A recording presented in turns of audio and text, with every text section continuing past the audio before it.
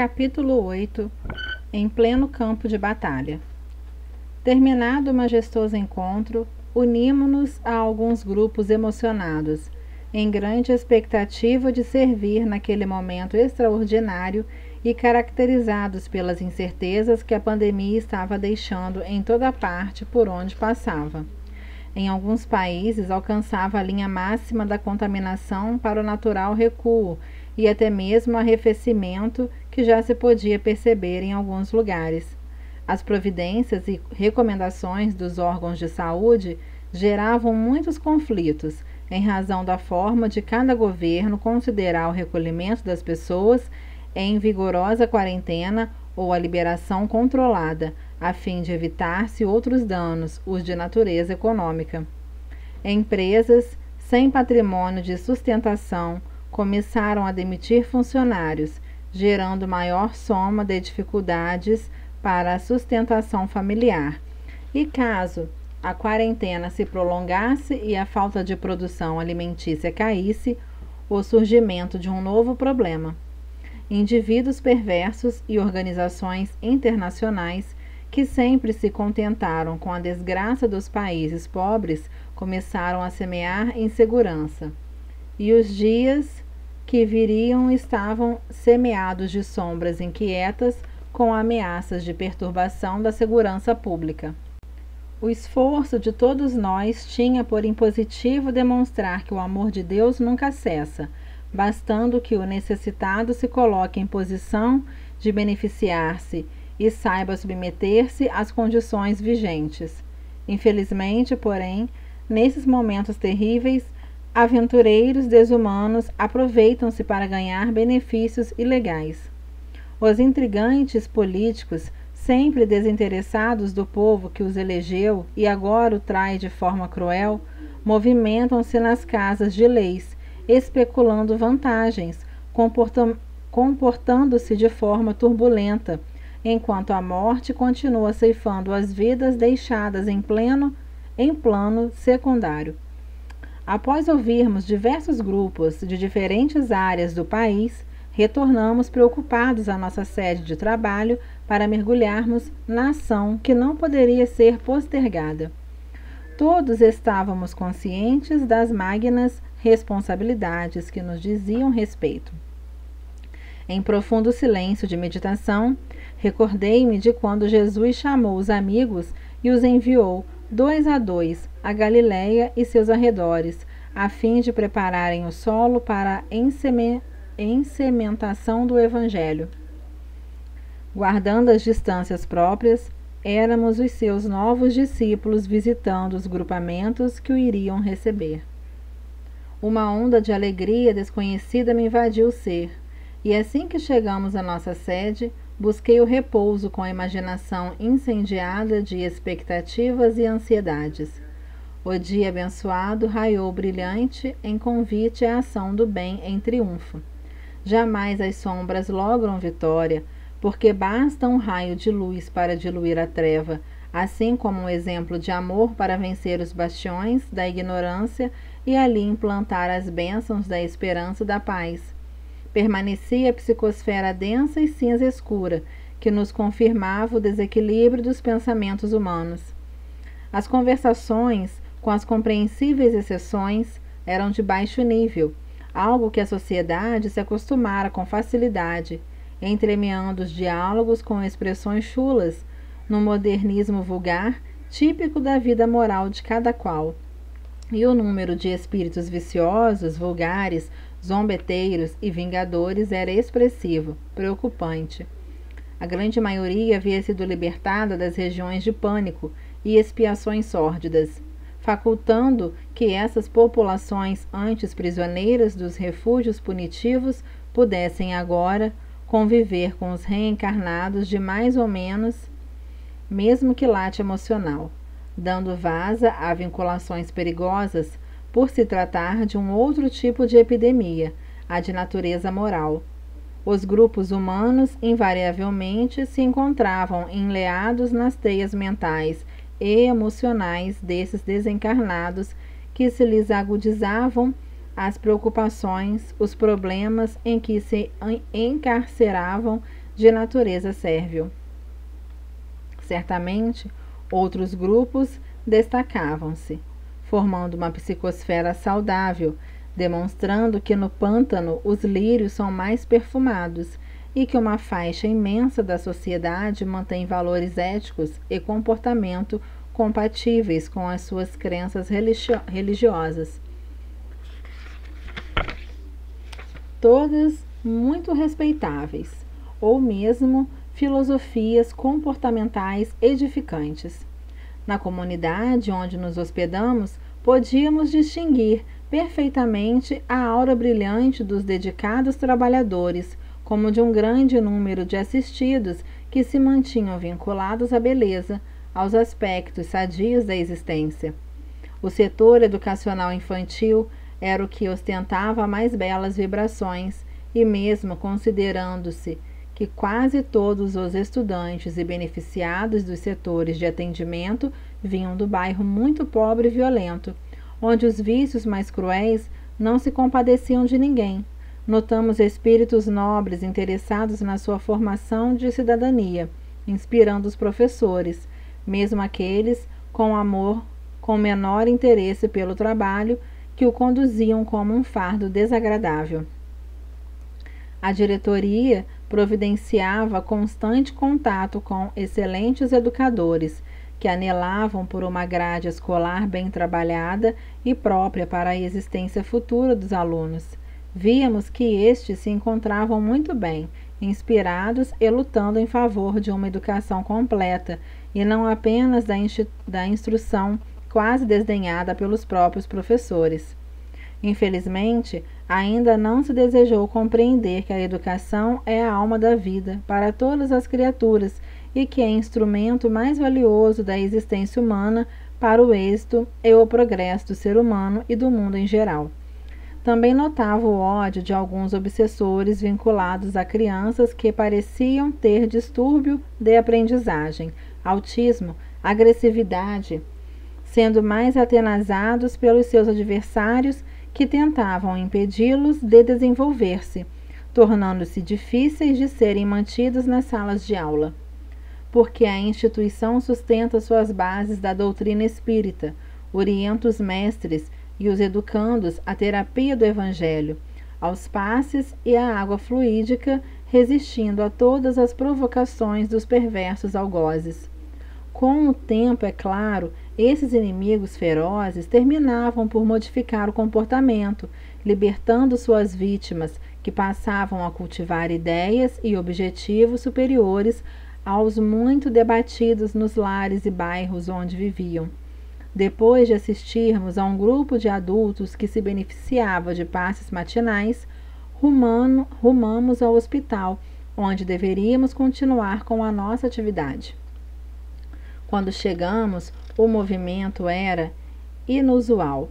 Aquela manhã havia sido uma das mais severas, porquanto o número de pessoas com sintomas que pareciam proceder do novo vírus aumentou significativamente, mas nem todos o eram realmente. Chamou-nos a atenção uma paciente afrodescendente que fora trazida em um táxi e apresentava sinais típicos da doença: febre alta com sudorese, tosse seca com tremores, dores de cabeça e muito perturbada. Encaminhada à sala de atendimento, debatia-se contra os enfermeiros que a conduziam, afirmando estar muito bem e que a doença era de outra natureza. Pela aparência, tudo afirmava a contaminação, mas notamos a presença de um adversário desencarnado, que se lhe vinculava ao centro mental, irradiando as suas energias enfermiças ao aparelho respiratório, que desciam pelo trato digestivo em sucessivas ondas escuras que ela deglutia, constituídas por energia deletéria, que exteriorizavam um odor nauseabundo como de um cadáver. Nosso irmão Spinelli convidou o nosso passista Cláudio, que lhe aplicou a bioenergia com unção e conseguiu desalojar o vampirizador, deixando-a quase extenuada, com abundante sudorese. Atendido pelo irmão Eudalbo, que o manteve em seu campo vibratório, após explicar-lhe a providência tomada, ele reagiu informando que estava perfeitamente consciente do que estava acontecendo e era o responsável pela sua doença, que vinha de uma bronquite crônica e exaustiva. A paciente, que apresentava condições de pobreza quase extrema, ao sentir-se livre da constrição a que era submetida pelo vingador, foi acometida de choro e lamento, abordando a sua situação de miséria econômica e social. Morava num barraco denominado Alagados, porque as águas das marés sempre inundavam o pântano onde se erguia a imensa área de pobreza e vergonha humana. Examinada no momento, a febre parecia haver baixado um pouco, a tosse seca diminuiu, assim como o tremor do corpo. Foi rotulada como provável portadora do novo vírus. Deram-lhe uma substância para tomar e voltar dentro de 14 dias. Ela suplicou pelo internamento, pelo menos para poder comer, ter como descansar, chorou, implorou. O irmão Spinelli aproximou-se de uma enfermeira e sensibilizou-a com palavras de compaixão. Ela tomou-lhe a mão e levou-a a uma saleta, oferecendo-lhe uma xícara de café com leite e uma códea de pão. Eu acompanhava o drama com lágrimas. Num mundo tão rico de extravagâncias, e o tremendo vírus da fome igualmente estava matando. A jovem aconselhou-a a ir para o seu barraco, onde estaria talvez mais garantida do que no hospital, e conseguiu acalmá-la. O irmão Cláudio aplicou-lhe energia extraída da natureza, mesclada com seus fluidos de amor, e ela reanimou-se, logo saindo acompanhada pela pessoa que a trouxera. O irmão Spinelli acercou-se do espírito, que permanecia agitado, e falou-lhe com imensa doçura a respeito da sua influência obsessiva junto à paciente, que merecia compaixão pelo estado de penúria em que se encontrava e a situação de possível portadora do novo vírus. Sarcástico e sem nenhum sentimento humano de misericórdia ou de amor, ele reagiu com violência. Abre aspas. Isso é o mínimo que programo para submeter esta infeliz aos meus caprichos. Matá-la-ei em poucos dias, asfixiando-a por intermédio da doença e das minhas forças de ódio, aguardando-a cá, assim que chegue, antes mesmo que se desembarace das carnes abjetas. Fecha aspas. A um sinal, Cláudio acercou-se e aplicou-lhe energias entorpecentes, com movimentos especiais, e em pouco tempo ele adormeceu. Foram chamados 2 padioleiros que o transferiram para a nossa sede, para providências posteriores. Fiquei perplexo ao observar que os pacientes que chegavam, invariavelmente, estavam acompanhados por espíritos vulgares, alguns dos quais se adentravam na sala de consulta, enquanto outros, mais hábeis ou perversos, afastavam-se e ficavam em atitudes de deboche e sarcasmo em relação às pessoas que vinham ao nosso cômico. Assim, aguardavam o resultado dos exames e prosseguiam no comportamento a que estavam acostumados. As suas interferências na conduta das pessoas eram visíveis e lamentáveis, parecendo que se nutriam reciprocamente um do outro. Logo entendi que era resultado da convivência habitual e da falta de disciplina mental do reencarnado, que se comprazia com esse tipo de companhia. Era uma estranha azáfama na qual predominavam as interferências espirituais. Existiam também exceções, porém em menor quantidade, em razão dos interesses humanos ali em jogo ou em alternativa de saúde e doença. O hospital, graças à sua finalidade, mantinha um grupo de espíritos gentis que procuravam manter a ordem nos arredores, assim como na entrada. Havia umas catracas portadoras da capacidade de medir as vibrações dos desencarnados que se adentravam. Assim, evitando determinada ordem de espíritos malévolos que não conseguiam acompanhar as suas vítimas e eram expulsos pelos guardiões da casa de saúde. De vez em quando, percebia-se a notícia devastadora de que determinado paciente internado, ao realizar o exame específico, constatou a infecção. Ao choque da notícia, a esperança, de alguma forma remota, de que a cura já estava sendo possível. Mesmo durante o dia, era possível observar o surgimento de raios luminosos que saíam da terra em direção do infinito. Eram as preces dos servidores fiéis do Evangelho, das mães abnegadas e famílias dedicadas ao bem, dos seres resignados e dos trabalhadores da linha de frente, especialmente enfermeiros e auxiliares de enfermagem, que, atentos aos cuidados que deviam manter, sempre eram surpreendidos pelo cansaço, pelo desconforto, pela angústia ambiental. Num momento de conversação edificante, no jardim principal do belo hospital, o venerando Eurípides, que, embora não pertencesse ao nosso grupo, visitava-nos diuturnamente, entreteceu considerações que nos surpreenderam. Referia-se o apóstolo que se cogitava entre os meios de investigação científica a possibilidade de negar-se a assistência médica às pessoas idosas, assim facilitando a diminuição de habitantes do planeta, uma das teses do comunismo. A humanidade, já acostumada com a eutanásia, em determinados casos com a anuência do paciente, permitindo-se o odiento crime, agora estendia a medida à consumpção dos idosos.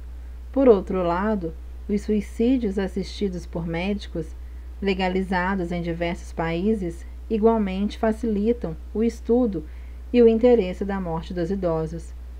A ciência médica, tentando oferecer maior conforto às idades avançadas, parece que desagrada ao grupo de assassinos legais, que veem na velhice somente decadência, e não sabedoria, nem ternura, nem afeto, nem conquista de valores para a própria imortalidade. Desse modo estranho e extravagante, há quem defenda a ideia de deixar morrer o paciente idoso, até a presença de um mais jovem que necessitar da UTI, dando ao médico o divino poder de selecionar quem deve ou não viver, como tem ocorrido com governos arbitrários e sãdeus. A notícia de nossa presença espiritual cooperando no hospital passou ao conhecimento de outras comunidades de desencarnados. E naquela tarde, fomos buscados por abnegado benfeitor para um atendimento especial. Tratava-se de um drama familiar, um grupo constituído pelos pais e 2 filhos, respectivamente com 23 anos, a filha, auxiliar de enfermagem, e um irmãozinho de 16 anos. A auxiliar de enfermagem conduziu ao lar o vírus terrível, sendo ela sintomática, e contaminou o irmão e os pais. Primeiro, os pais apareceram com os sinais da doença, que foi confirmada, e internaram-se. Logo depois, o irmãozinho também. O genitor estava com 62 anos e a mãezinha com 54 anos. O senhor era portador de um distúrbio cardíaco e sofria muitas alterações na pressão arterial, e não foi bem sucedido no tratamento do novo vírus, sucumbindo por falta de aparelho para auxiliar na respiração. A esposa teve alta dias depois. Nem ela nem a filha puderam ver o desencarnado, ficando muito abatidas com a ocorrência da enfermidade e o sofrimento do enterro, praticamente em uma vala comum. Ainda não se haviam refeito do choque, quando o irmãozinho começou a apresentar os terríveis sintomas que confirmaram a doença.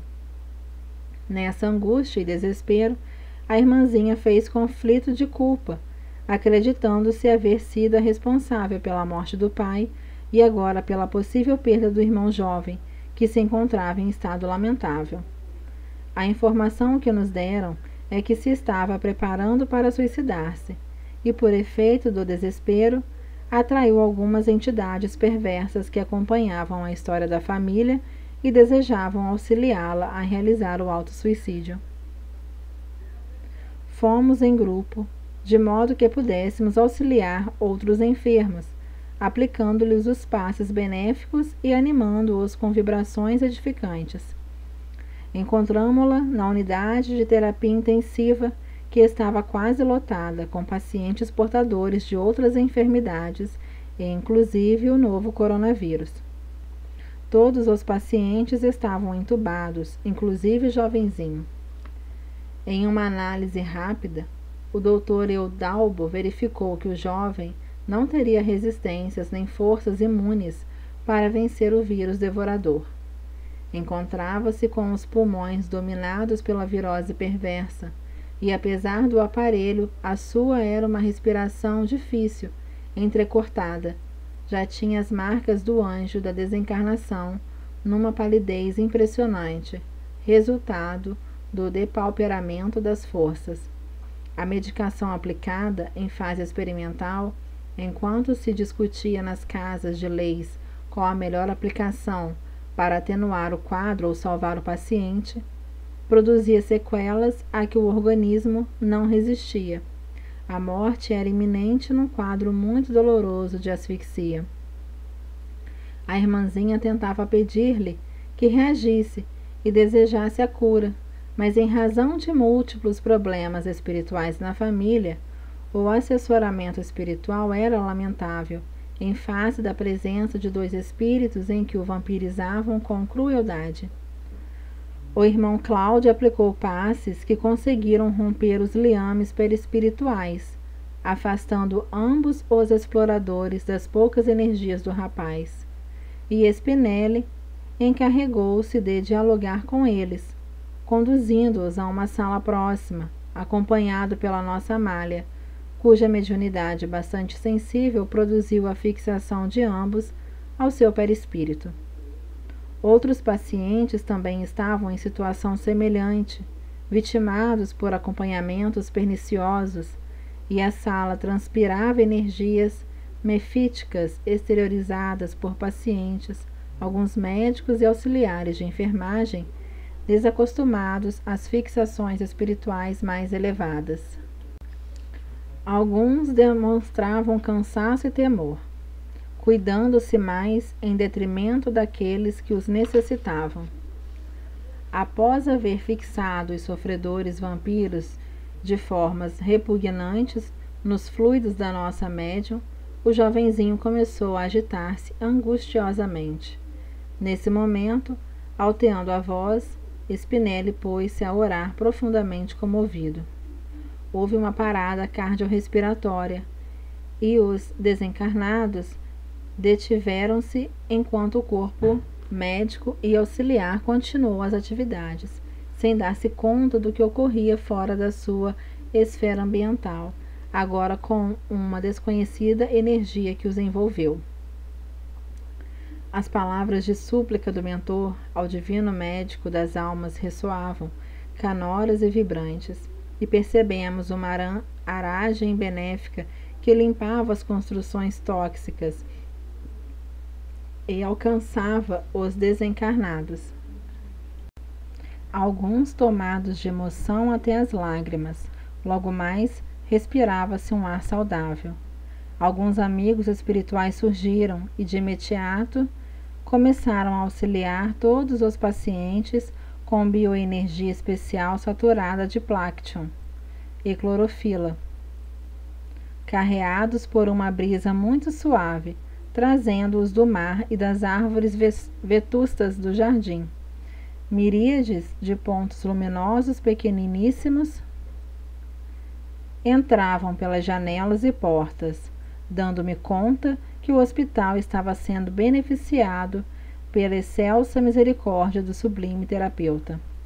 O ambiente fez-se menos desagradável, e nesse momento o abençoado mentor que nos foi buscar começou a deslindar o espírito do seu jovem e sofrido corpo. Era mais uma vitória do vírus na sua missão de redimir a humanidade dos seus graves delitos morais. A irmãzinha não pôde extravasar o que estava represado no íntimo, porque o corpo foi de imediato retirado e colocado em um envoltório plástico e transferido para a necrópole, a fim de ser logo sepultado. Coube-me a tarefa de acercar-me dela e, acariciando a área cardíaca, falar ao seu ser muito sofrido. Nesse momento, ela não estava em sintonia com o adversário espiritual, porque, percebendo a desencarnação do irmãozinho, envolveu-se numa linda oração da sua crença religiosa, de imediato atendida por uma jovem de elevados recursos morais. Com a permissão da benfeitora desencarnada, inspirei-lhe coragem e fé, animando-a a cuidar da mãezinha, agora mais sofrida e solitária. A lembrança da genitora levou-a a um pranto convulsivo de compaixão e ternura, que comoveu algumas colegas, que a conduziram para fora da sala, onde poderia acalmar-se ante o que se denominava como fatalidade. Alguns minutos transcorridos e o jovem recém-desencarnado era conduzido a um outro núcleo hospitalar em nosso plano. O espírito responsável pelo nosocômio acercou-se-nos para apresentar os seus sentimentos de afeto e gratidão à nossa equipe, no que foi gentilmente acolhido pelo Spinelli, sinceramente emocionado. Ele havia fundado o hospital enquanto na Terra e, após a desencarnação, foi convidado a continuar administrando-o com esmero. Não havia sido religioso, mas era um crente fervoroso em Deus. E quando pensou na casa hospitalar um pouco mais de 40 anos passados, melhor compreendeu os desígnios divinos e a finalidade essencial da existência, que é a prática do bem. Havia sido eminente mestre da Faculdade de Medicina, na qual ensinava fisiologia e cirurgia, demonstrando como a maquinária orgânica não se aplica a si mesma. Sempre que tentava uma laparotomia, deslumbrava-se com a ordem dos elementos que se transformavam em vida, pensamento e ação. Em consequência da sua existência médica missionária, conseguira muitos amigos que ora se encontravam cooperando no mais além com a casa de saúde. Ficamos de atender, ainda naquele dia, pelo amanhecer do próximo, a jovem auxiliar de enfermagem, libertando-a das tenazes que a empurravam para o suicídio. Observei que aquele anoitecer estava algo nebuloso, de tal forma denso que transmudava a névoa, esparzindo odor tóxico de carne em putrefação que a brisa lenta tentava diluir. Como o pensamento voltado para as viciações impregnada o ambiente com o odor das vísceras orgânicas em decomposição. Os amigos do nosso grupo experimentavam emoções variadas em decorrência dos trabalhos a que cada um de nós se vinculava.